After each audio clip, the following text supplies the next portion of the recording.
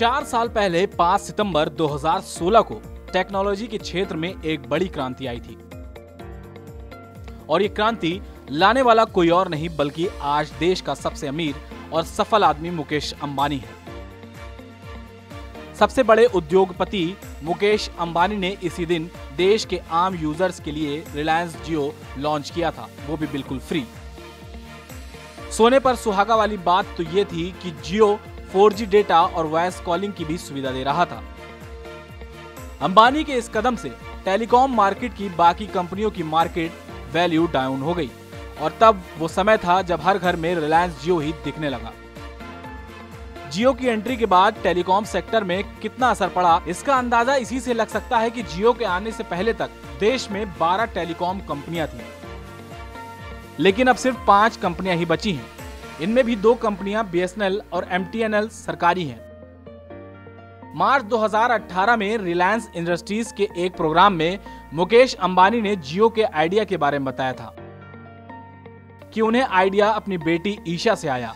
उनके बेटे आकाश ने भी उनसे कहा था कि पहले लोगों के लिए टेलीकॉम का मतलब सिर्फ वॉइस कॉलिंग होता था, लेकिन अब सब डिजिटल हो गया है।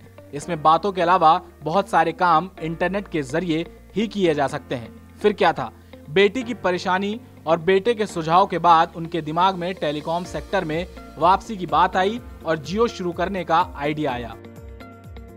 लॉन्चिंग के शुरुआती दिनों में कंपनी ने 6 महीने तक 4G डेटा और वॉइस कॉलिंग फ्री रखी, जिसका नतीजा ये हुआ कि रिलायंस जियो तेजी से बढ़ने लगा। रिलायंस के मुताबिक जियो की लॉन्चिंग के 83 दिन के अंदर ही कंपनी के 5 करोड़ से ज्यादा यूजर्स हो गए थे, जबकि दिसंबर 2016 तक कंपनी के पास 7 करोड़ से ज्यादा यूजर्स आ गए थे और एक साल में ही सितंबर 2017 तक जियो के 13 करोड़ से ज्यादा यूजर्स हो गए थे। वहीं बात करें रिलायंस इंडस्ट्रीज की तिमाही रिपोर्ट की, तो उसके मुताबिक जून 2020 तक कंपनी के पास 39.8 करोड़ से ज्यादा यूजर्स हैं और महज 4 साल के अंदर सभी कंपनियों को पछाड़कर जियो देश की सबसे बड़ी टेलीकॉम कंपनी बन गई है। Output desk prime.